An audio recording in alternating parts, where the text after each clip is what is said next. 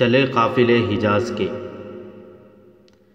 اس خبر نے سلطان صلاح الدین ایوبی کو حیران نہ کیا کہ حلب اور موصل کے حکمرانوں عماد الدین اور عز الدین نے صلیبیوں کے ساتھ اس کے خلاف درپردہ گٹھ جوڑ کر لیا ہے۔ یہ تو جیسے اس دور میں رسم بن گئی تھی کہ چھوٹے بڑے مسلمان امراء صلیبیوں کے ساتھ درپردہ دوستانہ گھانٹنے لگے تھے۔ اس کی وجہ یہ تھی کہ سلطان ایوبی ان سب کو ایک خلافت کے تحت لا کر انہیں ایک متحد قوم بنانا چاہتا تھا، مگر یہ امراء اپنی الگ الگ ریاستیں برقرار رکھ کر ان کے حکمران بنے رہنے کو اپنا مقصد بنائے ہوئے تھے۔ انہیں توقع تھی کہ ان کا یہ مقصد صلیبیوں کی دوستی سے پورا ہو سکتا ہے۔ آپ پہلے پڑھ چکے ہیں کہ ان سب میں اہم حکمران عز الدین اور عماد الدین ہیں۔ ان کی ریاستیں حلب اور موصل محل وقوع، وسعت، دفاعی استحکام وغیرہ کے لحاظ سے جنگی اہمیت کی حامل تھی۔ صلیبی اس کوشش میں تھے کہ مسلمانوں کے یہ دونوں مقام ان کے قبضے میں آ جائیں یا یہ سلطان ایوبی کے قبضے میں نہ چلے جائیں، کیونکہ ان پر سلطان ایوبی کا قبضہ ہو جانے سے افواج اور رسد وغیرہ کے لیے دو ایسے اڈے مل جاتے تھے جہاں سے وہ آسانی سے بیت المقدس پر فوج کشی کر سکتا تھا۔ رب کعبہ کی قسم، میں حلب اور موصل پر قبضہ نہیں کرنا چاہتا۔ سلطان ایوبی نے متعدد بار کہا تھا، میں کسی مسلمان ریاست میں سے اپنی فوجیں گزارنا بھی پسند نہیں کروں گا۔ میرا مدعا یہ ہے کہ یہ امراء اور حکمران صلیبیوں کے خلاف متحد ہو جائیں، خلافت بغداد کے وفادار ہو جائیں جو قرآن کا حکم ہے۔ میں انہیں اپنے زیر نگین نہیں کروں گا۔ میں خلیفہ نہیں ہوں، میں تو خود خلیفہ کا پیروکار اور خادم ہوں۔ خلافت کے تحت آ جانے سے ان لوگوں کو یہ خطرہ نظر آ رہا تھا کہ ان کی عیاشیاں بند ہو جائیں گی اور صلیبیوں کی طرف سے انہیں لڑکیوں اور شراب کے جو تحفے ملتے تھے وہ بند ہو جائیں گے۔ وہ حکومت، دنیا کی جھوٹی شان و شوکت اور عیش و عشرت کے عادی ہو گئے تھے۔ ان کی نظروں میں سلطنت اسلامیہ کی کوئی وقت نہیں رہی تھی۔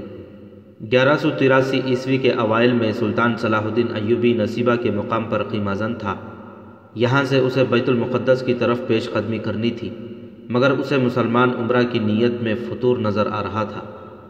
وہ اب یہ معلوم کرنے کی کوشش کر رہا تھا کہ حلب اور موصل کے والیان کی درپردہ سرگرمیاں کیا ہیں اور صلیبی کیا منصوبہ بنا رہے ہیں۔ اسے اپنے جاسوس حسن ادریس نے بیروت سے آ کر پوری اطلاع دے دی۔ اس جاسوس نے دوسرا کارنامہ یہ کر دکھایا کہ عز الدین کے ایک فوجی مشیر اور اس کی بیٹی کو، جو گھر سے بھاگ کر بیروت میں صلیبیوں کے پاس رقاصہ تھی، اپنے ساتھ لے آیا۔ حسن ادریس سلطان ایوبی کے پاس آیا اور بتایا کہ عز الدین نے بیروت 2 ایلچی صلیبیوں کے پاس جنگی امداد کے لیے بھیجے ہیں۔ سلطان ایوبی اس اطلاع پر حیران نہ ہوا، البتہ یہ اطلاع اس کے لیے اہم تھی۔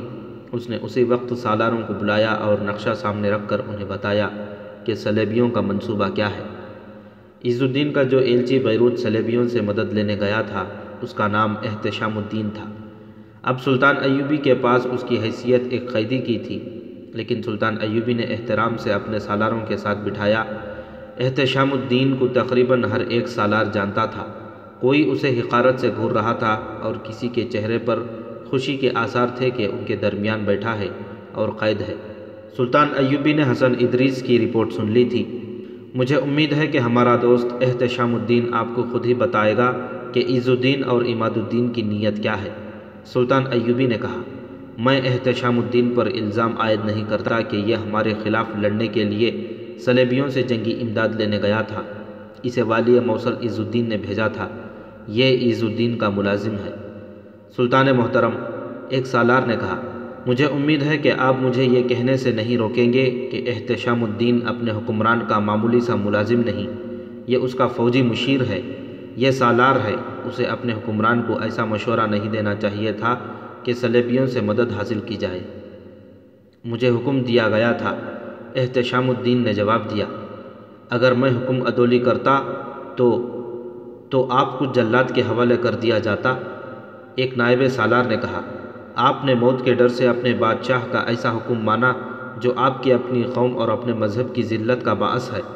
کیا ہم اپنے گھروں سے دور، اپنی اولاد سے بے خبر، اپنے آپ سے بے نیاز یہاں اپنی عمریں لمبی کرنے بیٹھے ہیں؟ ایک مدت سے ہم ان چٹانوں میں مارے مارے پھر رہے ہیں اور رات اسی پتھریلی زمین پر سوتے ہیں جب آپ حلب کے محل میں شہزادوں جیسی زندگی بسر کر رہے ہیں۔ آپ شراب پیتے ہیں، ناچنے والی حسین یہودی، صلیبی اور مسلمان لڑکیاں آپ کا دل بہلاتی ہیں اور آپ نرم بستر پر سوتے ہیں جن پر مخمل کے پلنگ پوش بچھے ہیں۔ ہم یہاں مرنے آئے ہیں، ہمارے رفیقوں کی لاشیں جانے کہاں کہاں گم ہو گئی ہیں، ہمارے سپاہیوں کی ہڈیاں سارے علاقے میں بکھر گئی ہیں۔ تم کسی شہید کی کوئی ہڈی دیکھو گے تو کہو گے یہ کسی جانور کی ہڈی ہے۔ عیش و عشرت نے تمہاری نظروں میں شہیدوں کو شراب میں ڈبو دیا ہے، دوست اور دشمن کو ایک کر دیا ہے۔ ہم مرنے آئے ہیں تو تمہیں جینے کا کیا حق ہے؟ احرام، سلطان ایوبی نے کہا، احتشام الدین نے میرے پاس آ کر گناہوں کا کفارہ ادا کر دیا ہے، اگر اسے تانے دینے ہوتے تو میں بھی دے سکتا تھا۔ سلطان ذی شان، ایک اور سالار نے کہا، خدا کے لیے مجھے صرف سلطان کہو۔ سلطان ایوبی نے کہا، مجھے شان و شوکت سے دور رہنے دو، مجھے بادشاہ بنانے کی کوشش نہ کرو، میں سپاہی ہوں، مجھے سپاہی رہنے دو۔ کہو تم کیا کہنا چاہتے ہو؟ میں احتشام الدین کو اور اپنے ان تمام ہتھیار بند بھائیوں کو جو یہاں موجود ہیں یہ بتانا چاہتا ہوں کہ جو سالار اپنے حکمران کا اتنا غلام ہو جاتا ہے کہ اسے خوش کرنے کے لیے اس کا غلط حکم بھی مان لیتا ہے، وہ اپنی قوم کی عزت کا قاتل ہوتا ہے۔ قوم کی عزت کے محافظ ہم ہیں۔ سلطنت کا مالک بادشاہ یا سلطان نہیں، قوم ہوتی ہے۔ آج ہم جس دور میں سے گزر رہے ہیں یہ سپاہی کا دور ہے، یہ جہاد کا دور ہے۔ اگر خلیفہ اور سلطان سلطنت کا کاروبار دیانتداری سے نہیں چلائیں گے تو اللہ کے سپاہی انہیں اپنا ایسا ہی دشمن سمجھیں گے جیسے یہودی اور صلیبی ہیں۔ اور جب احتشام الدین کی طرح اللہ کے سپاہیوں پر بھی سلطان بننے کا نشہ طاری ہو جائے گا تو لا الہ الا اللہ کی لاش پر گرجوں کے گھنٹے بجیں گے۔ اسلام پر جو بھی دور آئے گا وہ اللہ کے سپاہی کا دور ہوگا۔ سلطان ایوبی نے کہا، جب تک اسلام زندہ ہے کفار اسلام کے دشمن ہی رہیں گے۔ آج ہمارے سالاروں کے دلوں میں جاہ و حشمت کی جو خواہش پیدا ہو گئی ہے وہ کسی بھی وقت اسلام کو لے ڈوبے گی۔ مجھے نظر آ رہا ہے کہ اسلام زندہ رہے گا مگر اس شیر کی طرح زندہ رہے گا جسے سدھا لیا گیا ہو اور اسے فراموش کرا دیا گیا ہو کہ وہ بادشاہ ہے۔ یہ شیر بکریوں سے بھی ڈرتا رہے گا۔ مسلمان کفار کی انگلیوں پر ناچیں گے۔ اللہ کا سپاہی موجود ہوگا مگر اس کے ہاتھ میں تلوار نہیں ہوگی۔ اگر تلوار ہوگی تو وہ کسی صلیبی کی دی ہوئی ہوگی جسے وہ نیام سے باہر نکالنے کے لیے صلیبی سے اجازت لے گا۔ سلطان ایوبی بولتے بولتے چپ ہو گیا۔ اس نے نظریں گھما کر سب کو دیکھا اور بولا، میں بھی باتوں میں الجھ گیا ہوں۔ میرے رفیقوں، ہمیں کام کرنا ہے۔ اگر ہم اس بحث میں پڑ گئے کہ یہ گناہ کس کا ہے اور وہ خطا کس کی ہے اور کون سچا اور کون جھوٹا ہے تو ہم صرف باتیں ہی کرتے رہیں گے۔ احتشام الدین تمہیں بتائے گا کہ حلب اور موصل کے حکمرانوں نے صلیبیوں کے ساتھ کیا طے کیا ہے اور ہمیں کس قسم کی دشمن سے کس قسم کی لڑائی لڑنی پڑے گی۔ احتشام الدین اٹھا اور سب کے سامنے جا کھڑا ہوا، سب کو نظریں گھما کر دیکھا اور بولا، میرے دوستوں، میں تمہاری نظروں میں حقارت اور قہر دیکھ رہا ہوں۔ تمہیں حق پہنچتا ہے کہ میرے لیے سزائے موت تجویز کرو مگر میں تمہارے لیے عبرت کا سامان ہوں۔ یہ درست ہے کہ میں نے والی موصل عز الدین کی خوشنودی حاصل کرنے کے لیے اپنا ایمان فروخت کیا اور اس کا ایلچی بن کر بیروت گیا اور صلیبیوں سے مدد مانگی، مگر یہ بھی درست ہے کہ جس طلسم نے میری عقل اور میرے ایمان کو اپنے قبضے میں لیا اس سے تم میں سے کوئی بھی نہیں بچ سکتا۔ کیا تم میں سے سالار اور حاکم غداری کا جرم کرتے نہیں پکڑے گئے؟ ان میں بہت سے ایسے تھے جن پر سلطان کو اتنا اعتماد تھا جتنا انہیں اپنی ذات پر ہے، مگر وہ ایمان فروش نکلے۔ میں تمہیں یہ بتانا چاہتا ہوں کہ انسانی فطرت میں ایک ایسی کمزوری ہے جو انسان کو عیش و عشرت میں ڈال دیتی ہے، اور جہاں کے روز و شب میں حکومت اور معاشرے میں گناہ کی ترغیب دینے والی باتیں ہوں وہاں زاہد بھی عیش پسند اور گنہگار بن جاتے ہیں۔ ہر کوئی امیر اور سلطان بننے کے خواب دیکھنے لگتا ہے، ہر کسی کی ذلت کا قلعہ مسمار ہو جاتا ہے۔ اگر تم مجھے گنہگار سمجھتے ہو تو میری تلوار سے میرا سر تن سے جدا کر دو۔ اگر مجھے توبہ کا موقع دیتے ہو تو میں عظمت اسلام کی پاسبانی اور سلطنت اسلامیہ کی توسیع کے لیے تمہاری بہت مدد کر سکتا ہوں۔ صلیبی شاید تم سے آمنے سامنے کی ٹکر نہیں لیں گے، احتشام الدین نے کہا۔ انہوں نے ہمیں ہماری اپنی تلواروں سے مروانے کا انتظام کر لیا ہے، انہیں اپنی فوجیں مروانے کی ضرورت نہیں رہی۔ وہ مسلمانوں کو مسلمانوں کے خلاف لڑانے کے لیے انہیں مدد اور شہ دے رہے ہیں۔ یہ چھوٹی بڑی مسلمان امارتیں اور ریاستیں جو دراصل خلافت بغداد کے صوبے ہیں، سب درپردہ صلیبیوں کے غلام بن گئے ہیں تاکہ خود مختار رہیں۔ اپنے مرکز سے کٹ کر خود مختاری اسی صورت میں حاصل کی جا سکتی ہے کہ دشمن کی مدد لو اور اپنے بھائی کو دشمن کہو۔ خانہ جنگی میں صرف ایک فریق سچا اور محب وطن ہوتا ہے، دوسرا فریق دشمن کا دوست ہوتا ہے۔ دشمن اسے خلوص سے مدد نہیں دیتا بلکہ اپنے فائدے اور اپنے عزائم کی تسکین کے لیے مدد دیتا ہے۔ صلیبی ہمارے مخالف دھڑے کو مدد دے رہے ہیں۔ اس کی صورت یہ ہے کہ وہ موصل کو اپنے چھاپہ مار دستوں کا اڈہ بنا رہے ہیں۔ وہ کچھ عرصے تک چھاپوں اور شبخونوں کی جنگ لڑیں گے۔ رفتہ رفتہ وہ حلب کو اور دیگر تمام مسلمان ریاستوں کو اپنے اڈے بنا لیں گے جو آپ کے خلاف استعمال ہوں گے۔ میں جب بیروت میں تھا تو مجھے پتہ چلا تھا کہ صلیبی موصل سے کچھ دور پہاڑی علاقے میں بے شمار اسلحہ اور سامان چھپا کر رکھیں گے۔ اس میں آتش گیر مادہ بہت زیادہ ہوگا، اسے وہ اپنے چھاپہ ماروں کے لیے استعمال کریں گے اور بعد میں کھلی جنگ میں بھی۔ وہ کھلی جنگ اسی صورت میں لڑیں گے جب بہت سی مسلمان عمارتوں میں اپنے اڈے بنا کر مستحکم کر چکے ہوں گے۔ میں ابھی یہ معلوم نہیں کر سکا کہ وہ اسلحہ اور آتش گیر مادہ کس مقام پر رکھیں گے، یہ معلوم کرنا آپ کے جاسوسوں کا کام ہے۔ سلطان ایوبی نے سالاروں کو بھیج دیا، سوائے حسن بن عبداللہ کے جو جاسوسی اور سراغ رسانی کے محکمے کا سربراہ تھا، اور سالار سالم مصری کو بھی سلطان ایوبی نے اپنے پاس روک لیا۔ یہ چھاپہ مار دستوں کا سالار تھا۔ میرا قیاس صحیح نکلا ہے، سلطان ایوبی نے ان دونوں سے کہا۔ مجھے معلوم تھا کہ صلیبی موصل اور حلب کو درپردہ طریقوں سے اپنے اڈے بنانے کی کوشش کریں گے اور ہمارے مسلمان بھائی ان کے ساتھ پورا تعاون کریں گے۔ تم نے احتشام الدین کی زبانی سن لیا ہے کہ بالڈون اور دوسرے صلیبی موصل سے کچھ دور کہیں جنگی سامان اور آتش گیر سیال کا بہت بڑا ذخیرہ جمع کر رہے ہیں۔ تم جانتے ہو کہ جس طرح ہمیں رسد کے ذخیرے کی ضرورت ہے اسی طرح صلیبیوں کو بھی ضرورت ہے۔ ہم میں سے جس کا ذخیرہ ختم یا تباہ ہو گیا وہ آدھی جنگ ہار جائے گا۔ ہمارے کچھ دستے ٹولیوں میں تقسیم ہو کر موصل اور حلب کے درمیان بیٹھے ہیں۔ انہیں میں نے عز الدین اور عماد الدین کا آپس کا رابطہ توڑنے کے لیے بٹھایا ہے۔ اب بیروت اور ان دونوں جگہوں کے راستے روکنے ہیں۔ یہ مہم ذرا مشکل اور خطرناک ہوگی کیونکہ چھاپہ ماروں کو اپنے مستقر سے دور جانا ہوگا۔ یہ مجھے دیکھنا ہے کہ یہ مہم مشکل ہے یا آسان، سالم مصری نے کہا، اور یہ میرا فرض ہے کہ مشکل کو آسان کروں۔ آپ حکم دیں۔ کوئی قافلہ نظر آئے اسے روک لو، سلطان ایوبی نے کہا۔ تلاشی لو، مزاحمت ہو تو پورا معرکہ لڑو، کوشش کرو کہ قیدی زیادہ ہوں۔ اس نے حسن بن عبداللہ سے کہا، اور حسن تم مجھے یہ کام کر کے دکھاؤ کہ معلوم کرو کہ صلیبی اسلحہ اور آتش گیر سیال کا ذخیرہ کہاں جمع کر رہے ہیں۔ ہو سکتا ہے وہ ذخیرہ کر بھی چکے ہوں۔ اگر تم جگہ معلوم کر سکو تو اس کی تباہی کا انتظام کر دوں گا۔ یہ انتظام انشاءاللہ میرا ہوگا، سالم مصری نے کہا۔ یہ ذہن میں رکھو کہ کچھ عرصے تک ہماری جنگ آنکھ مچولی جیسی ہوگی، سلطان ایوبی نے کہا۔ صلیبی کھلی جنگ لڑنے کے بجائے شبخونوں اور تخریب کاروں کی جنگ لڑیں گے۔ وہ شاید مجھے مشتعل کرنے کی کوشش کریں گے کہ میں ان پر کھلا حملہ کروں۔ میں ایسی حماقت نہیں کروں گا۔ وہ مجھے کئی جگہوں پر گھات لگائیں گے۔ میں سب سے پہلے اپنے ان امراء کو ساتھ ملاؤں گا جو صلیبیوں کے دوست بنتے جا رہے ہیں۔ میں ان سے تعاون کی بھیک نہیں مانگوں گا۔ میں اب تلوار کی نوک پر ان سے تعاون لوں گا۔ میں ان میں سے کسی کا بھی خون بہانے سے دریغ نہیں کروں گا۔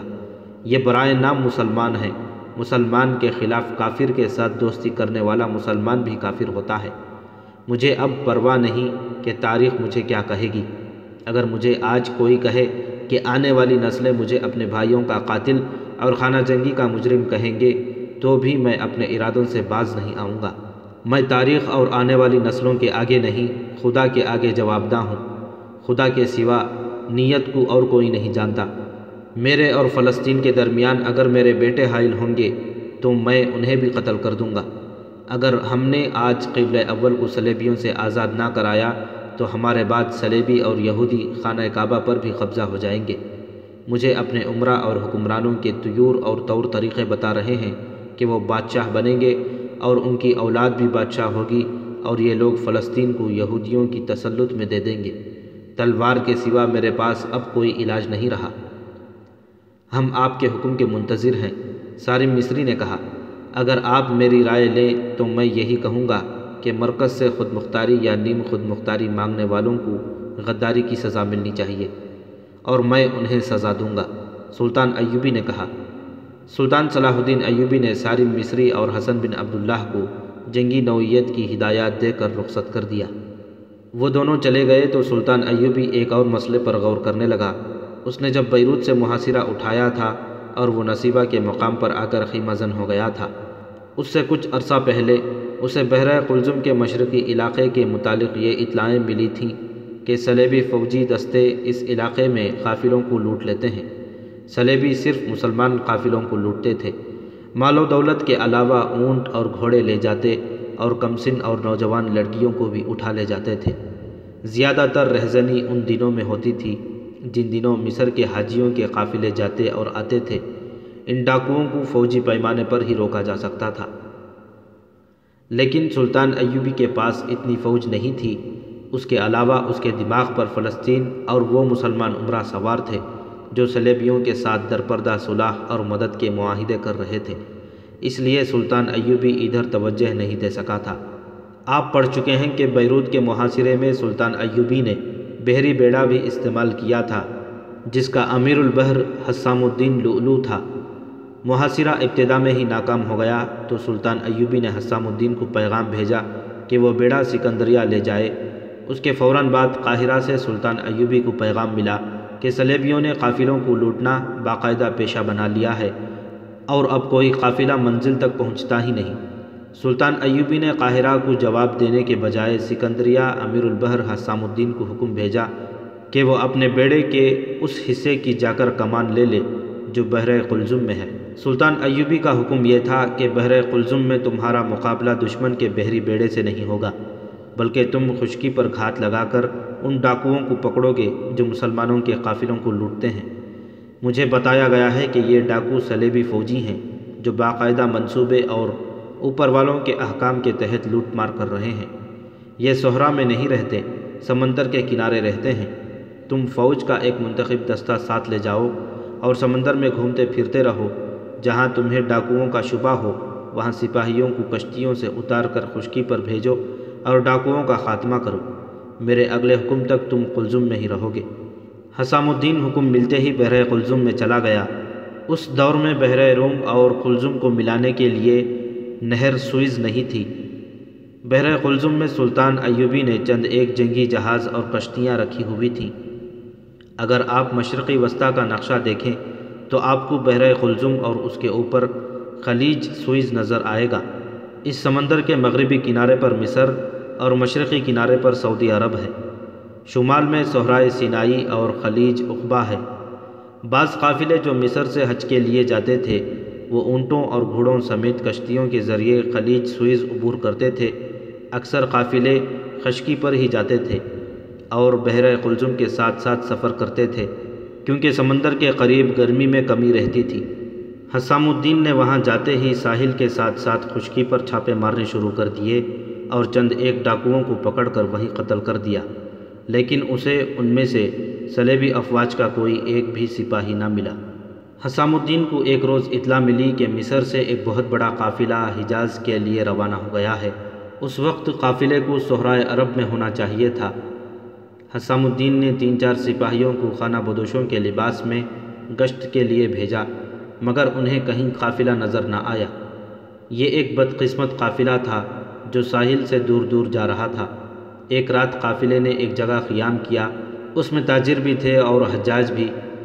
کئی ایک پورے کنبوں کو ساتھ لیے جا رہے تھے، ان میں بچے بھی تھے، بوڑھے بھی اور چند ایک کمسن اور نوجوان لڑکیاں بھی تھیں۔ اونٹوں اور گھوڑوں کی تعداد خاصی تھی اور افراد کم و بیش 600 تھے۔ یہ سب کھا پی کر سو گئے تھے۔ قافلہ شہر کی تاریکی میں جاگا۔ کسی نے اذان دی، سب نے تیمم کر کے باجماعت نماز پڑھی اور جب روانگی کی تیاری ہونے لگی تو کہیں سے بلند للکار سنائی دی، سامان مت باندھو، سب ایک طرف کھڑے ہو جاؤ۔ کسی نے مقابلہ کرنے کی کوشش کی تو وہ زندہ نہیں رہیں گے۔ قافلے میں کئی ایک گھبرائی ہوئی آوازیں سنائی دیں، ڈاکو ڈاکو۔ صبح کی روشنی صاف ہو گئی۔ قافلے والوں نے دیکھا ان کے ارد گرد صحرائی لباس میں ملبوس سینکڑوں آدمی کھڑے تھے۔ ان میں بعض گھوڑوں پر سوار تھے، ان کے ہاتھوں میں برچھیاں اور بعض کے پاس تلواریں تھیں۔ ان کے سر اور چہرے صافوں میں لپٹے ہوئے تھے۔ قافلے کی تعداد زیادہ تھی، اس لیے یہ عارضی قیام گاہ وسیع تھی۔ ڈاکوؤں نے گھیرا تنگ کرنا شروع کر دیا۔ قافلے والے مسلمان تھے، خاموشی سے ہتھیار ڈال دینا ان کا اصول نہیں تھا۔ انہیں معلوم تھا کہ قافلوں پر حملے ہوا کرتے ہیں، اس لیے وہ مسلح تھے اور لڑنے کے لیے تیار۔ عورتوں اور بچوں کو درمیان میں ایک جگہ کر لو، کسی نے آہستہ سے کہا، اور یہ ہدایت کانوں کان بکھرے ہوئے قافلے تک پہنچ گئی۔ عورتیں اور بچے قیام گاہ کے وسط کو جانے لگے، ڈاکو آگے بڑھنے لگے۔ قافلے میں سے تلواریں نکل آئیں، کچھ برچھیاں بھی تھیں۔ ڈاکوؤں نے ہلہ بول دیا۔ اس کے بعد گھوڑوں کے دوڑنے کا، للکار کا اور تلواریں ٹکرانے کا شور تھا، جس میں عورتوں اور بچوں کی چیخیں سنائی دیتی اور شور میں ڈوب جاتی تھیں۔ ڈاکوؤں میں سے زیادہ تر گھوڑوں پر سوار تھے، اس لیے پلہ انہی کا بھاری تھا، اور وہ تربیت یافتہ اور تجربے کار فوجی تھے۔ قافلے والے بھی جم کر مقابلہ کر رہے تھے اور نعرے بھی لگا رہے تھے۔ ایک آواز بار بار سنائی دیتی تھی، لڑکیوں کو درمیان میں رکھنا، لڑکیوں کو الگ نہ ہونے دینا۔ ایک لڑکی کی بلند آواز سنائی دی، ہمارا غم نہ کرو، ہم تمہارے ساتھ ہیں۔ قافلے والوں کو اگر گھوڑوں پر سوار ہونے کا موقع مل جاتا تو وہ زیادہ بہتر طریقے سے لڑ سکتے، مگر ان کے گھوڑے ابھی زینوں کے بغیر بندھے ہوئے تھے۔ وہ صلیبیوں کے گھوڑوں تلے رونتے چلے جا رہے تھے۔ ان میں سے بعض گر بھی رہے تھے، زیادہ تر نقصان قافلے والوں کا ہو رہا تھا۔ اس کی وجہ یہ بھی تھی کہ وہ عورتوں اور بچوں کو اپنے حصار میں لیے ہوئے تھے۔ وہ گھوم پھر کر نہیں لڑ سکتے تھے، معرکہ پھیلتا بھی جا رہا تھا۔ قافلے میں 7-8 جوان لڑکیاں بھی تھیں، ان میں سکندریہ کی رہنے والی ایک رقاصہ بھی تھی جس کا نام رعدی تھا۔ وہ اپنے پیشے سے اسی عمر میں متنفر ہو گئی اور حج کے لیے جا رہی تھی۔ اس کے ساتھ وہ آدمی تھا جس سے اسے محبت ہو گئی تھی، وہ اسی کے سہارے اپنے آقاؤں سے بھاگ آئی تھی۔ انہوں نے ابھی شادی نہیں کی تھی۔ دونوں نے فیصلہ کیا تھا کہ وہ مکہ معظمہ جا کر شادی اور پھر حج کریں گے۔ رعدی رقاصہ تھی، اس لیے اس کا جسم پھرتیلا تھا۔ کچھ دیر تک وہ اس آدمی کے ساتھ رہی جس کے ساتھ وہ حج کو جا رہی تھی۔ اس آدمی کے پاس تلوار نہیں تھی، جو اس زمانے میں لوگ لباس کا حصہ سمجھ کر اپنے ساتھ رکھتے تھے۔ اس کے بجائے اس کے پاس خنجر تھا۔ اس نے رعدی کو اپنے ساتھ رکھا اور اس کا چہرہ اور سر اس طرح کپڑے میں لپیٹ دیا کہ پتہ نہ چلے کہ یہ لڑکی ہے۔ اس آدمی نے ایک ڈاکو کو، جو گھوڑے پر سوار نہیں تھا، پیچھے سے پیٹھ پر خنجر مارا۔ خنجر اتنا گہرا اترا کہ فوراً بعد باہر نکل نہ سکا۔ ڈاکو نے گھوم کر اس آدمی کے پہلو میں برچھی کی طرح تلوار گھونپ دی، پھر دونوں گر پڑے۔ اس ڈاکو کی پیٹھ کے ساتھ تیروں سے بھری ہوئی ترکش بندھی ہوئی تھی اور اس کے کندھے اور گردن میں کمان بھی لٹک رہی تھی۔ رعدی نے اس کی کمان اور ترکش اتار لی۔ یہ تینوں قیام گاہ کے کنارے پر تھے، قریب ہی کچھ سامان پڑا تھا جس میں خیمے بھی تھے۔ رعدی سامان اور خیموں کے ڈھیر کے پیچھے چھپ گئی۔ صلیبی ڈاکوؤں کے گھوڑے دوڑتے ہوئے اس کے سامنے سے گزرتے تھے۔ رعدی کی کمان سے تیر نکلتا اور گھوڑا سوار اندھا ہو جاتا۔ اس طرح اس نے کچھ سواروں کو گرا لیا اور اس کے بعض تیر گھوڑوں کو لگے، جو بے قابو ہو کر اور زیادہ تباہی مچانے لگے۔ رعدی کو کوئی بھی نہ دیکھ سکا، مگر اس نے ایک سوار پر تیر چلایا جو سوار کی بجائے گھوڑے کی گردن میں اتر گیا۔ گھوڑا بے قابو ہو کر گھوما اور دور کا چکر کاٹ کر سامان اور خیموں کے اسی ڈھیر پر آ گیا جس میں رعدی چھپی ہوئی تھی۔ گھوڑا سامان کے ساتھ ٹکرایا اور ڈھیر پر گر پڑا۔ سوار دور جا پڑا۔ ڈھیر سے ایک چیخ سنائی دی۔ گھوڑا رعدی کے اوپر گرا تھا، لیکن وہ ابھی مرا نہیں تھا۔ اس کی گردن میں تیر اترا ہوا تھا۔ وہ فوراً اٹھا اور اندھا دھند بھاگ گیا۔ سوار اٹھا تو اسے لپٹے ہوئے خیموں میں سے ایک سر نظر آیا جو کسی عورت کا تھا۔ سوار نے خیمے ہٹا کر دیکھا۔ اسے ایک بڑی ہی خوبصورت لڑکی نظر آئی جو اٹھنے کے قابل نہیں تھی اور وہ بے ہوش بھی نہیں تھی۔ صلیبی نے اسے اٹھایا تو وہ کراہنے لگی۔ 2 روز بعد حسام الدین ایک بحری جہاز میں اپنے کیبن میں بیٹھا ہوا تھا۔ دروازے پر دستک ہوئی۔ بڑی فوج کے دستے کا کمانڈر دروازہ کھول کر اندر آیا۔ اس کے ساتھ ایک آدمی تھا جس کا چہرہ اترا ہوا اور لاش کی طرح سفید تھا۔ صلیبی ڈاکوؤں نے بہت بڑے قافلے کو لوٹ لیا ہے، دستے کے کمانڈر نے حسام الدین سے کہا۔ یہ آدمی ان کی قید سے بھاگ آیا ہے، باقی اس سے سن لیں۔ اس آدمی نے تفصیل سے بتایا کہ قافلے پر کس طرح حملہ ہوا تھا۔ ہم نے بہت مقابلہ کیا، لیکن ہمارے گھوڑے زینوں کے بغیر ابھی بندھے ہوئے تھے، ورنہ ہم گھوڑ سواروں کو کامیاب نہ ہونے دیتے۔ قافلے کے تھوڑے سے آدمی زندہ ہیں جو ڈاکوؤں کے قبضے میں ہیں، میرا خیال ہے کہ اب تک انہیں قتل کیا جا چکا ہوگا، میں بھی انہی قیدیوں میں سے تھا۔ ہم تو مرد تھے۔ شرمناک صورت یہ پیدا ہو گئی کہ 5 جوان لڑکیاں اور 10-12 کمسن لڑکیاں ان کے قبضے میں ہیں۔ قافلے میں بڑا قیمتی سامان تھا، نقدی ہر ایک کے پاس تھی، 90 گھوڑے اور تقریباً 150 اونٹ ہیں۔ وہ اب کہاں ہیں؟ وہاں ڈراؤنے سے سیدھے کھڑے ٹیلے ہیں، اس نے جواب دیا۔ ٹیلوں میں ڈاکوؤں نے کمروں جیسے غار بنا رکھے ہیں، ان کے پاس پانی کا ذخیرہ ہے، معلوم ہوتا ہے یہ ان کا مستقل اڈہ ہے۔ ویرانے میں ہوتے ہوئے یہ جگہ ویران نہیں لگتی۔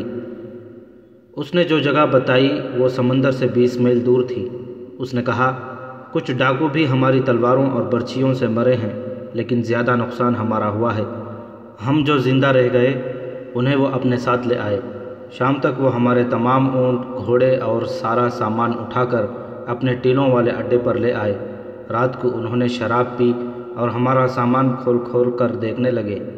ان کا ایک سردار بھی تھا، لڑکیاں ان کے حوالے کر دی گئی تھیں۔ میں نے پھر لڑکیوں کو نہیں دیکھا۔ وہ ہم سے سامان اٹھوا کر ایک وسیع غار میں رکھوا رہے تھے۔ بہت سی مشعلیں جل رہی تھیں۔ میرے زیادہ تر ساتھی زخمی تھے۔ میں نے انہیں بتایا کہ میں بھاگنے کی کوشش کرتا ہوں۔ ان میں سے کسی نے بتایا، اگر خیریت سے نکل جاؤ تو سمندر تک پہنچنے کی کوشش کرنا، وہاں اپنی فوج کی کشتی مل جائے گی، اس میں اپنے عسکری ہوں گے، انہیں بتانا کہ ہم پر کیا مصیبت ٹوٹی ہے۔ مجھے یاد آ گیا کہ ہم مصر کی سرحد سے نکل رہے تھے تو وہاں اپنے عسکری ملے تھے۔ انہوں نے ہمیں کہا تھا کہ راستے میں کوئی مشکل پیش آ جائے تو ساحل پر چلے جانا، وہاں سے تمہیں فوج کی مدد مل جائے گی۔ ڈاکو شراب میں بدمست ہوئے جا رہے تھے۔ ہم سامان اٹھا کر غار میں رکھ رہے تھے۔ مجھے اندھیرے میں بھاگنے کا موقع مل گیا۔ ان ٹیلوں میں سے نکلنے کا راستہ نہیں ملتا تھا۔ 2 بار میں گھوم پھر کر وہیں پہنچ گیا جہاں سے بھاگا تھا۔ میں نے اللہ کو یاد کیا، قرآن کی جو آیات یاد تھیں وہ پڑھنے لگا، اور آدھی رات کے بہت بعد ٹیلوں کی گلیوں سے نکل آیا۔ سمندر کی سمت کا خیال نہ رہا۔ میں اندھا دھند چلتا رہا اور صبح ہونے تک اتنی دور آ گیا جہاں ڈاکو دیکھ نہیں سکتے تھے۔ سارا دن اللہ کو یاد کرتا رہا۔ پانی کا یہ چھوٹا مشکیزہ ساتھ تھا، تھوڑی سی کھجوریں بھی تھیں، انہوں نے مجھے زندہ رکھا۔ تھکن سے چلا نہ گیا تو دوپہر کے وقت ایک ریتیلے ٹیلے کے دامن میں گر پڑا۔ ٹیلے کے سائے میں نیند آ گئی۔ سورج غروب ہوا تو آنکھ کھلی، ستارے روشن ہوئے تو سمت کا اندازہ ہوا۔ بہت دیر بعد ہوا میں سمندر کی بو محسوس ہونے لگی۔ میں ہوا کے مخالف چلتا چلا آیا، اور شاید سحر کا وقت تھا جب میں ساحل پر آ گیا اور جسم نے جواب دے دیا۔ میں گرا اور جانے بے ہوش ہو گیا یا سو گیا۔ کسی نے مجھے جگایا۔ سورج بہت اوپر آ گیا تھا۔ مجھے جگانے والا کوئی عسکری نہیں تھا۔ ساحل کے ساتھ مجھے ایک کشتی نظر آئی، اس میں بھی عسکری تھے۔ وہ سب میرے پاس آئے۔ میں نے انہیں یہی قصہ سنایا جو آپ کو سنا رہا ہوں۔ انہوں نے مجھے کشتی میں بٹھا لیا، کھلایا پلایا اور مجھے یہاں لے آئے۔ یہاں ان کمانڈر کے حوالے کر دیا۔ یہ مجھے آپ کے پاس لے آئے ہیں۔ ہماری رہنمائی کے لیے تم ہمارے ساتھ چلو گے، حسام الدین نے اسے کہا، لیکن تمہاری حالت ایسی بری ہے کہ فوراً ہمارے ساتھ نہیں چل سکو گے۔ تھکن نے تمہیں لاش بنا دیا ہے۔ میں فوراً آپ کے ساتھ چلنے کو تیار ہوں۔ اس آدمی نے کہا، میں آرام کس طرح کر سکتا ہوں جب مسلمان لڑکیاں ڈاکوؤں کے قبضے میں ہیں؟ اگر اس سفر میں مجھے تھکن سے مرنا ہے تو میں مرنے کے لیے تیار ہوں۔ مجھے قرآن کی آیات نے اس جہنم سے نکالا ہے۔ مجھ پر قرآن کا فرض عائد ہوتا ہے کہ ان معصوم بچیوں کو ظالموں کے چنگل سے چھڑاؤں۔ میں اس فرض پر جان دینا چاہتا ہوں۔ ڈاکوؤں کی تعداد کتنی ہے؟ 500 سے زیادہ ہوگی، اس نے جواب دیا۔ 500 آدمی کافی ہوں گے؟ حسام الدین نے بری دستے کے کمانڈر سے پوچھا۔ مجھے 7 ہونا چاہیے۔ کافی ہوں گے، کمانڈر نے جواب دیا۔ ان میں کم سے کم 100 سوار اور باقی پیادے ہوں گے۔ ہمیں چھاپا مارنا ہے، اس لیے ہدف تک خاموشی برقرار رکھنی ہوگی۔ گھوڑے جتنے زیادہ ہوں گے اتنا ہی شور کا خطرہ ہوگا۔ اس شخص سے اس جگہ کی مزید تفصیل پوچھ لیتے ہیں اور ابھی روانہ ہو جائیں گے۔ یہ چونکہ بھٹکتا اور گرتا پڑتا آیا ہے، اس لیے اتنی دیر سے پہنچا ہے۔ میں نے سمت کا اندازہ کر لیا ہے۔ مجھے امید ہے کہ ہم شام کے چلے آدھی رات کے قریب ہدف پہنچ جائیں گے۔ چھوٹی منجنیقیں ساتھ لینا، حسام الدین نے کہا۔ ہانڈیاں، آتش گیر سیال والی اور فتیلے والے تیر بھی ساتھ ہوں، اور اسے شام تک مکمل آرام کرنے دو۔ سب کو بتا دینا کہ مقابلہ ڈاکوؤں سے نہیں، صلیب کے تجربے کار فوجیوں کے ساتھ ہے۔ بری فوج کا کمانڈر اس آدمی کو اپنے ساتھ لے گیا۔ صحرا کا یہ خطہ جہاں صلیبی ڈاکوؤں نے اپنا اڈا بنا رکھا تھا، قلعے سے کم نہ تھا، بلکہ اس لحاظ سے قلعے سے زیادہ مضبوط اور ناقابل تسخیر تھا کہ وہاں ٹیلوں نے بھول بھلائیوں جیسی گلیاں بنا رکھی تھیں، جو تھوڑے تھوڑے فاصلے پر مڑ جاتی یا شاخوں میں تقسیم ہو جاتی تھیں۔ اس خطے کے درمیان ایک وسیع میدان تھا، اس کے ارد گرد ٹیلوں میں صلیبیوں نے اونچے اور لمبے چوڑے کمرے کھود رکھے تھے۔ اونٹوں اور گھوڑوں کے رہنے کی جگہ الگ تھی۔ حسام الدین کا بری فوج کا دستہ پوری خاموشی سے آدھی رات سے پہلے اس خطے کے قریب پہنچ چکا تھا۔ صلیبیوں نے پکڑے جانے کا خطرہ غالباً کبھی بھی نہیں محسوس کیا تھا، ورنہ وہ ادھر ادھر پہرے کا انتظام کرتے۔ حسام الدین نے گھوڑوں کو پیچھے رکھا تاکہ ان کے ہنہنانے کی آواز دشمن تک نہ پہنچے۔ دستے کا کمانڈر 4 سپاہیوں کو ساتھ لے کر ٹیلوں کی ایک گلی میں چلا گیا۔ گھومتا مڑتا بہت آگے گیا تو اسے گھوڑوں کی ہلکی ہلکی آوازیں سنائی دینے لگیں۔ وہ گھوڑوں کی ان رات کی آوازوں سے واقف تھا۔ ایک جگہ وہ ایک بلند ٹیلے پر چڑھ گیا۔ وہ شبخون کا ماہر تھا اور اسے چھپے ہوئے ہدف پر پہنچنے کا تجربہ تھا۔ وہ ٹیلے کے اوپر گیا، اوپر چوڑائی تھی، وہاں سے اترنا پڑا، پھر ایک اور بلندی پر چڑھا۔ اسے آدمیوں کی آوازیں سنائی دینے لگیں جو ہلڑ بازی کی طرح تھیں۔ وہاں سے بھی اسے اترنا پڑا۔ وہ ایک گلی میں جا رہا تھا کہ قریب ہی اسے کسی کے بولنے کی آواز سنائی دی۔ اس نے اپنے سپاہیوں کو اشارہ کیا اور سب اپنے ہتھیار تان کر ٹیلے کے ساتھ ہو گئے۔ آگے موڑ تھا۔ 2 آدمی باتیں کرتے موڑ مڑے۔ وہ شراب پیے ہوئے تھے جو ان کے لہجے سے ظاہر تھا۔ سپاہیوں سے 2-4 قدم آگے گئے تو پیچھے سے سپاہیوں نے تلواریں ان کے پہلوؤں سے لگا دیں۔ کمانڈر نے ان کی زبان میں جو فلسطینی، عربی اور عبرانی کی آمیزش تھی کہا کہ آواز نکالی تو مارے جاؤ گے۔ انہیں وہاں سے دور لے گئے۔ انہوں نے جان کے خوف سے بتا دیا کہ ان کے ساتھی کہاں ہیں اور ان تک کون سا راستہ جاتا ہے۔ مسلمان کمانڈر ان میں سے ایک کو اپنے ساتھ بلندی پر لے گیا جہاں سے وہ میدان نظر آتا تھا جہاں اس کے ساتھی جشن منا رہے تھے۔ کمانڈر نے اوپر سے دیکھا اور وہ حیران رہ گیا۔ اس بے رحم صحرا میں جو جہنم سے کم نہ تھا، ان صلیبیوں نے جنت کا منظر بنا رکھا تھا۔ جہاں مسافر پیاسے مر جاتے تھے وہاں یہ لوگ شراب پی رہے تھے۔ ان میں سے کچھ ادھر ادھر بے سود پڑے تھے، بعض ٹولیوں میں بیٹھے گا رہے تھے یا ہلڑ بازی میں مصروف تھے۔ ایک جگہ ایک لڑکی ناچ رہی تھی۔ مشعلیں اس طرح جل رہی تھیں کہ ان کے ڈنڈے عمودی ٹیلوں میں گاڑے ہوئے تھے۔ بہت سے اندر ہیں، صلیبی قیدی نے کمانڈر کو بتایا۔ وہ شراب سے بے ہوش پڑے ہوں گے۔ ایسا جشن صرف اس وقت منایا جاتا ہے جب کوئی بہت بڑا قافلہ لوٹا جاتا ہے۔ 3-4 راتیں جشن منایا جاتا ہے۔ تعداد کتنی ہے؟ 600 کے قریب، اس نے جواب دیا۔ کمانڈر ایک نائٹ ہے، وہ اس وقت لڑکیوں کے درمیان بدمست پڑا ہوگا۔ کمانڈر نے بلندی سے میدان کا جائزہ لیا۔ اسے مشعلوں کی روشنی میں جو کچھ نظر آ رہا تھا وہ اس نے دیکھ لیا۔ جو نظر نہیں آتا تھا وہ اسے صلیبی قیدی نے بتا دیا۔ وہ ایسے راستے معلوم کر رہا تھا جن کی ناکہ بندی کی جا سکے۔ اس نے اپنے قیدی کو ساتھ لیا اور وہاں سے اتر آیا۔ دوسرے قیدی اور اپنے سپاہیوں کو بھی ساتھ لے کر وہ حسام الدین کے پاس گیا اور اسے بتایا کہ کس قسم کی کارروائی کرنی ہے۔ میدان میں مشعلوں کی روشنی میں ہلڑ بازی کرنے والے صلیبیوں کی تعداد کم ہو گئی تھی۔ اب ان میں سے چند ایک ہی جاگ رہے تھے۔ حسام الدین نے کہا کہ زیادہ سے زیادہ ڈاکوؤں کو زندہ باہر لانا۔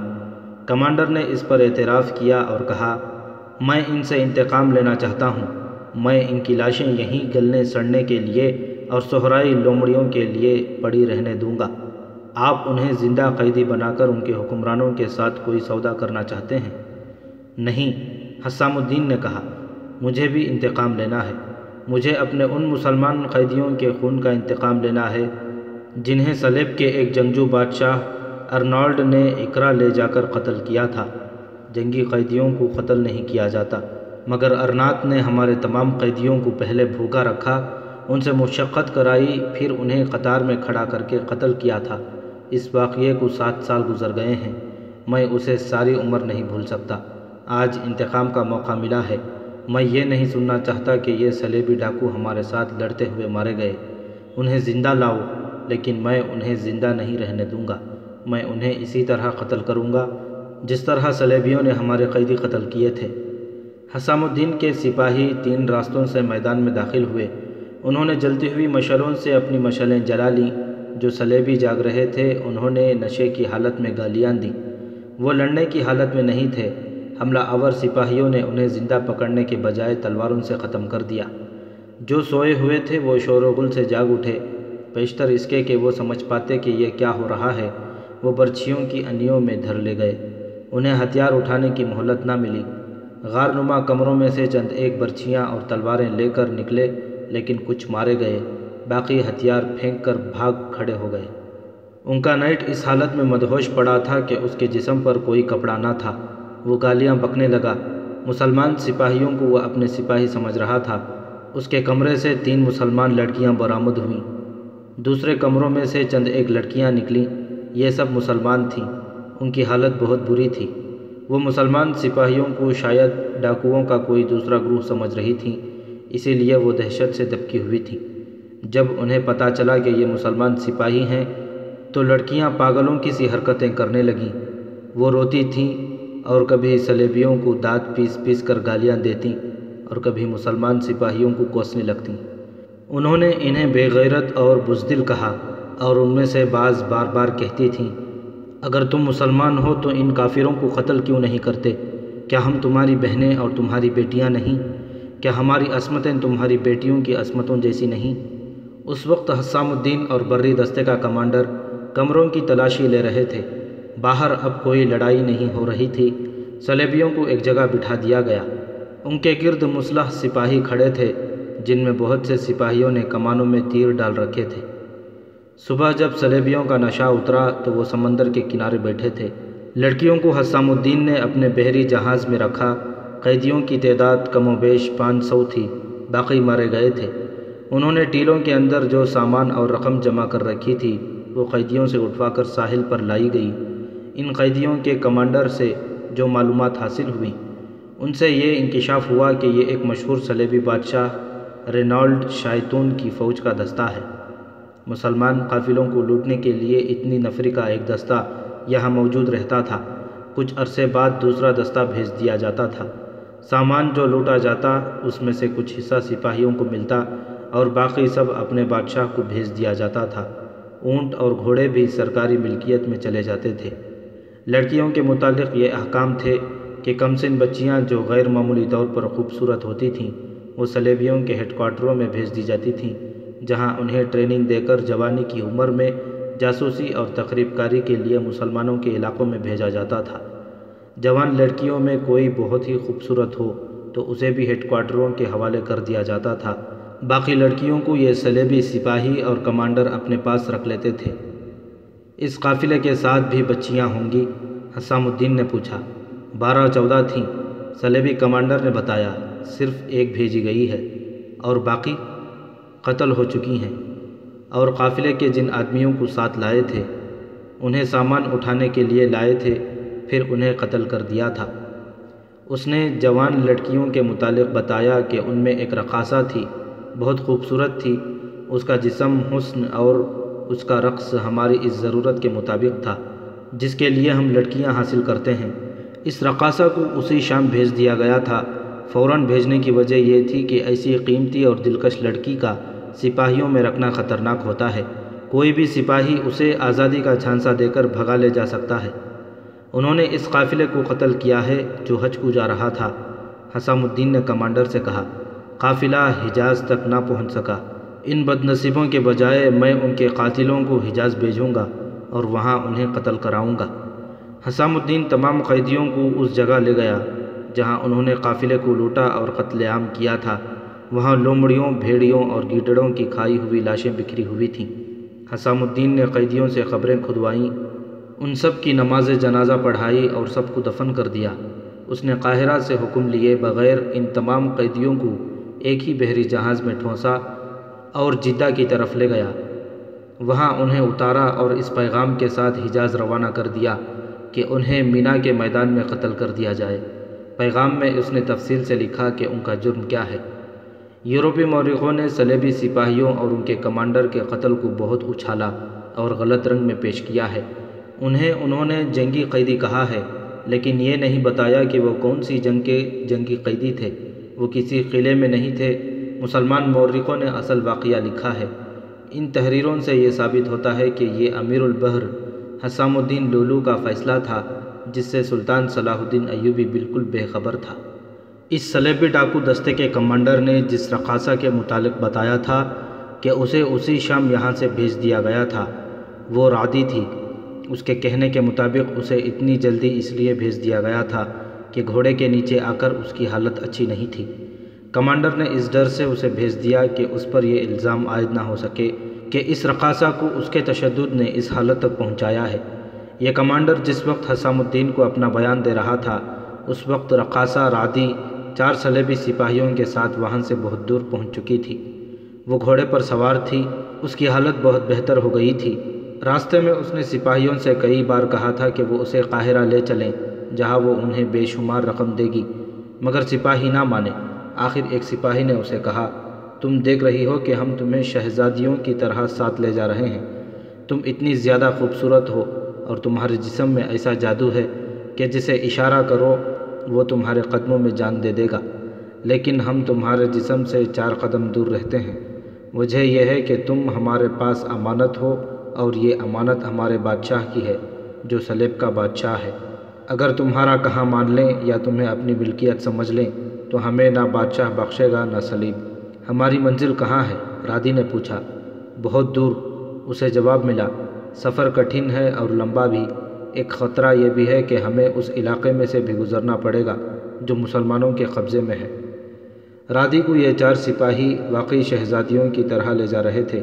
تم کسی بڑے حاکم کی بیٹی معلوم ہوتی ہو یا کسی دولت مند تاجر کی بیٹی۔ تم اپنے خاندان کے ساتھ حج کو جا رہی تھی؟ ایک صلیبی نے پوچھا۔ تمہیں کسی نے بتایا نہیں کہ میں رقاصہ ہوں؟ رعدی نے جواب دیا، میرا کوئی باپ نہیں، کوئی بھائی نہیں۔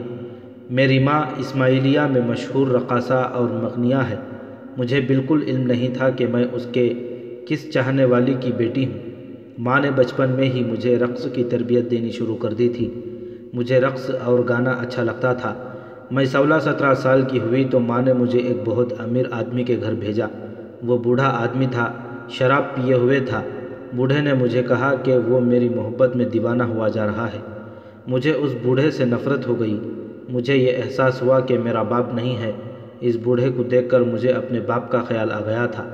اس بوڑھے نے مجھے اپنے پاس بٹھا کر ایسی ذلیل حرکتیں کیں کہ مجھے پتہ چل گیا کہ یہ میرا باپ نہیں، نہ اس کے دل میں میری محبت ہے، یہ میرا گاہک ہے۔ میں وہاں سے اکیلی بھاگ گئی۔ ماں کو بتایا تو اس نے مجھے سمجھایا کہ یہ ہمارا پیشہ ہے۔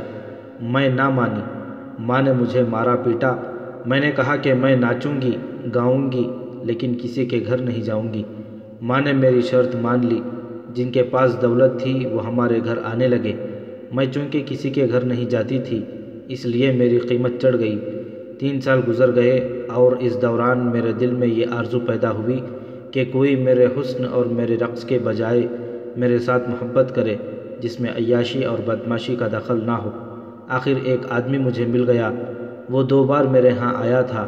وہ مجھے اچھا لگتا تھا۔ مجھ سے 7-8 سال بڑا تھا۔ میری اور اس کی ملاقاتیں باہر ہونے لگیں۔ میں بگھی میں سیر کے بہانے چلی جاتی اور وہ وہاں موجود ہوتا۔ وہ تو شہزادہ تھا، شراب پیتا تھا۔ میں نے ایک شام اسے کہا کہ شراب چھوڑ دو۔ اس نے قسم کھا کر کہا کہ وہ آئندہ شراب نہیں پیے گا۔ اس نے وعدہ پورا کر دکھایا۔ ایک روز اس نے مجھے کہا کہ ناچنا چھوڑ دو۔ میں نے قسم کھا کر کہا کہ میں اس پیشے پر لعنت بھیجوں گی، لیکن جب تک اس گھر میں ہوں یہ ممکن نہیں۔ اس نے کہا کہ میں عیاش باپ کا عیاش بیٹا ہوں۔ میرے باپ کے حرم میں تم سے چھوٹی عمر کی بھی لڑکیاں ہیں۔ میں اس گھر میں رہ کر نیک نہیں بن سکتا۔ میں نے اسے کہا کہ میں ناچنے والی ماں کی ناچنے والی بیٹی ہوں۔ تمہیں اپنے باپ کی عیاشی خراب کر رہی ہے اور مجھے اپنی ماں کا پیشہ خراب کر رہا ہے۔ آؤ کہیں دور چلے چلیں اور میاں بیوی کی طرح پاک زندگی بسر کریں۔ وہ مان گیا۔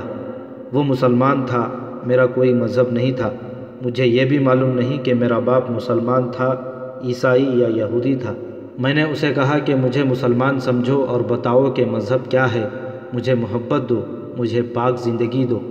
اس نے بہت سوچا اور بولا کہ پاک ہونا ہے تو حجاز چلو۔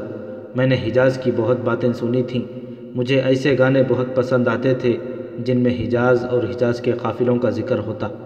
میں ایک گانا اکیلے میں گنگنایا کرتی تھی، چلے قافلے حجاز کے۔ اس نے حجاز کا نام لے کر میری آرزو کو شعلہ بنا دیا۔ میں نے اسے کہا کہ میں تیار ہوں، ہمت کرو، میری آرزو پوری کر دو۔ اس نے پوچھا، تم جانتی ہو میں تمہیں حجاز کیوں لے جا رہا ہوں؟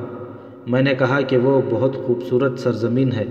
اس نے کہا کہ صرف خوبصورت نہیں، وہ پاک سرزمین ہے، وہاں خانہ کعبہ ہے، وہاں آب زمزم ہے، اور وہاں جو جاتا ہے اس کی روح پاک ہو جاتی ہے۔ اس نے یہ بھی کہا کہ وہاں ہم حج کعبہ کریں گے اور پاک ہو کر شادی کریں گے، پھر وہیں رہیں گے۔ میں اس وقت کو بھول نہیں سکتی جب وہ میرے ساتھ یہ باتیں بچوں کی طرح کر رہا تھا، اور میں جیسے اس کی آنکھوں میں اتر کر اس کی روح میں سما گئی تھی۔ میری ذات فنا ہو گئی تھی، میرا وجود اس کے وجود میں تحلیل ہو گیا تھا، اور میں نے اسے کہا تھا کہ کل چلنا ہے تو ابھی چلو۔ اس نے کہا کہ قافلے جاتے رہتے ہیں، میں معلوم کر لوں گا۔ پھر ایک شام اس نے کہا کہ آج رات یہیں آ جانا، قافلہ روانہ ہو گیا ہے، ہم اس سے جا ملیں گے۔ میں نے اسے کہا کہ میں گھر چلی گئی تو رات کوئی آنے نہیں دے گا، ابھی لے چلو۔ اس نے کہا آ جاؤ۔ میں نے بگھی والے کو کچھ نہ بتایا۔ شام گہری ہو گئی تھی، چھپ کر اس کے ساتھ چلی گئی۔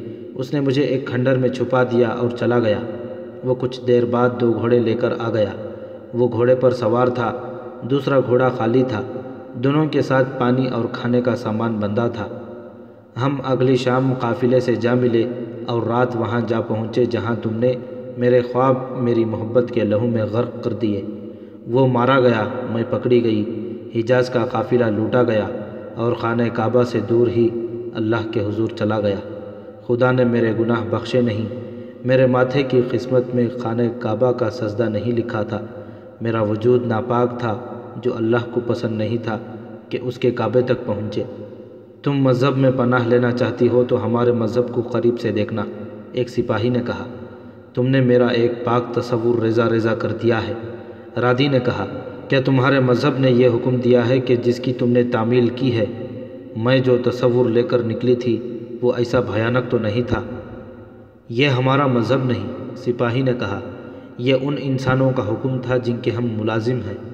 تم سے تو میں اچھی ہوں جس کے قدموں میں شہزادے زر و جواہرات کے ساتھ اپنا سر بھی رکھتے ہیں۔ رادی نے کہا، مگر میں صحراؤں کی خاک چھاننے نکل آئی، حکم وہ مانو جو اپنی روح سے نکلے۔ میں اس کے مذہب کی مرید ہوں جس نے مجھے پاک محبت دی اور پاکیزہ تصور دیا۔ اس سے میں سمجھی کہ اس کا مذہب بھی پاک ہوگا۔ وہ مجھے میرے تصوروں کی سرزمین حجاز کی طرف لے جا رہا تھا۔ تم مجھے کہاں لے جا رہے ہو؟ ہم انسانوں کے حکم کے پابند ہیں، سپاہی نے کہا۔ میں خدا کے حکم کی پابند ہوں، رادی نے کہا۔ خدا نے تمہیں دھتکار دیا ہے، ایک اور سپاہی بولا۔ تم اس وقت ہماری پابند ہو، ہم جہاں تمہیں لے جا رہے ہیں وہاں سوچنا کہ خدا کو راضی کس طرح کیا جائے، کوئی نیکی کرنا، شاید خدا تمہیں بخش دے۔ میں جانتی ہوں تم مجھے کہاں لے جا رہے ہو اور کیوں لے جا رہے ہو، رادی نے کہا۔ میرا وجود سراپا گناہ ہوگا اور میں کوئی نیکی نہیں کر سکوں گی۔ تم کوئی نیکی سوچ بھی نہیں سکتی، ایک سپاہی نے کہا۔ تم گناہ کی پیداوار ہو، گناہوں میں تم نے پرورش پائی ہے، ایک گنہگار کے ساتھ گھر سے بھاگ کر جا رہی تھی، تم نیکی کیا کرو گی؟ ان بے گناہوں کے خون کا انتقام لوں گی جنہیں تم نے قتل کیا ہے، رادی نے دانت پیس کر کہا۔ چاروں سپاہیوں نے بڑی زور سے قہقہا لگایا اور ایک نے کہا، ہم پر تمہارا احترام فرض ہے، ہمیں حکم ہی ایسا ملا ہے، ورنہ تم ایسے الفاظ دوبارہ زبان سے نہ نکالتی۔ رادی انہیں دیکھتی رہی اور اس کے دل میں نفرت گہری ہوتی گئی۔ موصل میں ایک درویش کی شہرت آنن فانن پھیل گئی۔ وہ ایک ضعیف العمر انسان تھا، لوگ کہتے تھے کہ وہ کسی خوش نصیب انسان کے ساتھ ہی بات کرتا ہے، اور وہ جس کی بات کرتا ہے اس کی ہر مراد پوری ہو جاتی ہے۔ کسی نے اسے شہر کی دیواروں کے باہر ایک جھونپڑا دے دیا تھا، اس کی کرامات سارے شہر میں مشہور ہو گئیں۔ لوگ اس کے جھونپڑے کے گرد ہجوم کیے رکھتے، وہ ذرا سی دیر کے لیے باہر آتا، بازو اوپر کر کے لوگوں کو خاموش رہنے کا اشارہ کرتا، ہجوم میں خاموشی طاری ہو جاتی، وہ اشاروں میں انہیں تسلی دیتا اور جھونپڑے میں چلا جاتا۔ اس کے ساتھ 4-5 خوبرو آدمی تھے جن کے چہرے سفید اور غلامی تھے، اور وہ سر سے پاؤں تک سبز لبادوں میں ملبوس تھے۔ پھر یہ مشہور ہو گیا کہ درویش موصل والوں کے لیے کوئی خوشخبری لایا ہے۔ شہر میں اجنبی سے کچھ لوگ نظر آتے تھے۔ وہ لوگوں کو درویش کے متعلق کچھ ایسی باتیں سناتے تھے جو ہر کسی کے دل میں اتر جاتی تھیں۔ ہر کسی کو اپنی اپنی مراد پوری ہوتی نظر آتی تھی۔ چند دنوں میں ہی مشہور ہو گیا کہ درویش امام مہدی ہے۔ بعض اسے حضرت عیسیٰ کہنے لگے۔ پھر ایک روز لوگوں نے دیکھا کہ درویش والی موصل عز الدین کی بھگی پر محل کو جا رہا تھا۔ عز الدین کے محافظوں نے اس کا استقبال کیا اور وہ محل میں چلا گیا۔ کئی گھنٹوں بعد وہاں سے نکلا اور شاہی بھگی پر چلا گیا۔ لوگ جب اس کے جھونپڑے کو گئے تو وہاں کوئی بھی نہیں تھا۔ درویش کو بھگی کہیں دور لے گئی تھی۔ شام کو بھگی واپس آئی۔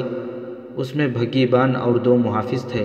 لوگوں نے بھگی روک لی اور محافظوں سے پوچھا کہ درویش کہاں چلا گیا ہے؟ ہمیں کچھ علم نہیں وہ کہاں ہے، ایک محافظ نے لوگوں کو بتایا۔ اس نے پہاڑیوں کی قریب بھگی رکوا لی اور ہمیں کہا کہ تم چلے جاؤ۔ ہم نے اس کے ساتھ کے ایک آدمی سے پوچھا کہ درویش کہاں جا رہا ہے؟ انہوں نے بتایا کہ وہ ان پہاڑیوں میں سے کسی کی چوٹی پر بیٹھے گا، اسے افق سے ایک نشانی نظر آئے گی۔ درویش پہاڑی کی چوٹی سے اتر آئے گا اور والی موصل کو بتائے گا کہ وہ کیا کرے۔ پھر موصل کی فوج جدھر جائے گی ادھر پہاڑ اسے راستہ دے دیں گے، صحرا سرسبز ہو جائیں گے، دشمن کی فوجیں اندھی ہو جائیں گی اور والی موصل جہاں تک پہنچ سکے گا وہاں تک اس کی حکمرانی ہوگی۔ صلاح الدین ایوبی عز الدین کے آگے ہتھیار ڈال دے گا، صلیبی اس کے غلام ہو جائیں گے اور موصل کے لوگ آدھی دنیا کے بادشاہ ہوں گے، سونے چاندی میں کھیلیں گے۔ ہمیں یہ معلوم نہیں وہ کون سی پہاڑی کی چوٹی پر بیٹھے گا۔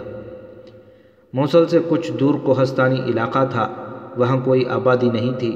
جہاں کہیں پہاڑوں میں گھرا ہوا میدان تھا وہاں 2-4 جھونپڑے نظر آتے تھے۔ علاقہ ہرا بھرا تھا، گڈریے مویشی لے کے وہاں جاتے تھے۔ ایک روز گڈریوں کو ادھر جانے سے روک دیا گیا۔ لوگوں کو دور سے گزرنے کی اجازت تھی۔ موصل کی فوج کے سنتری گشت کر رہے تھے، ان کے ساتھ باہر کے اجنبی لوگ بھی تھے۔ کوہستان کا ایک وسیع علاقہ تھا جس کے قریب جانے سے لوگوں کو منع کر دیا گیا تھا۔ ان پابندیوں کا نتیجہ یہ ہوا کہ یہ خطہ لوگوں کی توجہ کا مرکز بن گیا۔ اس کے متعلق عجیب و غریب باتیں سننے میں آنے لگیں۔ یہ تو ایک دن میں ہر کسی کی زبان پر چڑھ گیا کہ درویش کو آسمان سے ایک نشانی نظر آئے گی، پھر آدھی دنیا پر موصل والوں کی بادشاہی ہوگی۔ صرف ایک 4 دیواری تھی جس کے اندر 4 آدمی بیٹھے کچھ اور قسم کی باتیں کر رہے تھے۔ ان میں ایک حسن ادریس بھی تھا۔ پچھلی قسط میں آپ تفصیل سے پڑھ چکے ہیں کہ حسن ادریس سلطان ایوبی کا جاسوس تھا جو بیروت سے نہایت قیمتی خبر لایا تھا، اور اس خبر کے ساتھ والی موصل عز الدین کے ایلچی احتشام الدین اور اس کی رقاصہ بیٹی سائرہ کو بھی سلطان ایوبی کے پاس لے آیا تھا۔ یہ ایک بے مثال کامیابی تھی۔ اسلام کی تاریخ پر اس جاسوس نے بہت بڑا احسان کیا تھا۔ احتشام الدین نے سلطان ایوبی کو بتایا تھا کہ صلیبی موصل کے قریب پہاڑیوں کی کوہ میں اسلحہ اور آتش گیر سیال اور رسد کا بہت بڑا ذخیرہ جمع کریں گے، جس سے ظاہر ہوتا تھا کہ وہ اس کوہستان کو اپنی فوج کا اڈہ بنائیں گے۔ موصل کو تو وہ اپنے چھاپہ ماروں کا اڈہ بنا رہے تھے۔ اس حقیقت کو سلطان ایوبی اور سالار ہی سمجھ سکتے تھے کہ جس فوج کا اڈہ اور رسد قریب ہو وہ آدھی جنگ جیت لیتی ہے۔ صلیبی فوج کو یہ تلخ تجربہ ہو چکا تھا کہ انہوں نے جب کبھی پیش قدمی کی یا حملہ کیا، سلطان ایوبی کے چھاپہ ماروں نے عقب میں جا کر ان کی رسد تباہ کر دی یا رسد اور فوج کے درمیان حائل ہو کر رسد روک لی۔